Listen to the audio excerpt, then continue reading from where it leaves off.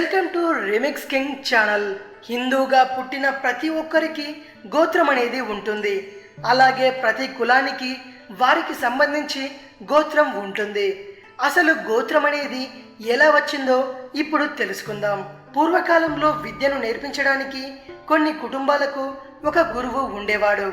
ఆ కుటుంబాలకు ఆ గురువు పేరు గోత్రంగా ఉండేది.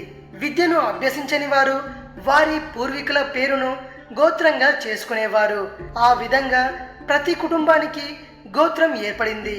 ఒకే గోత్రం కలిగిన వారు వివాహం చేసుకోవడానికి హిందూ శాస్త్రం సమ్మతించదు.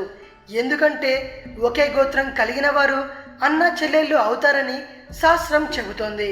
హిందూ శాస్త్రం ప్రకారం రక్త సంబంధికులు వివాహం చేసుకోకూడదని, ఒకే గోత్రం ఉన్నవారు అన్న చెల్లి లేదా అక్క తమ్ముడు అవుతారని అర్థం.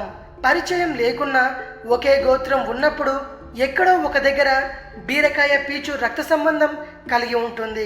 అందువల్ల గోత్రం కలిసినప్పుడు కొన్ని సంవత్సరాల క్రితమైన వారికి రక్త సంబంధం ఉండి ఉంటుంది. అందువల్ల గోత్రాలు కలిసినప్పుడు వివాహం చేయరాదని హిందూ శాస్త్రం మరియు మన పెద్దలు చెబుతుంటారు. ఇది విషయం. మరిన్ని ఇంట్రెస్టింగ్ వీడియోస్ కోసం రీమిక్స్ కింగ్ ఛానల్ని సబ్స్క్రైబ్ చేయండి. ఈ వీడియో కనుక నచ్చినట్టయితే లైక్ చేయండి, షేర్ చేయండి. మరో వీడియోతో మీ ముందుకు వస్తాను. అంతవరకు సెలవు.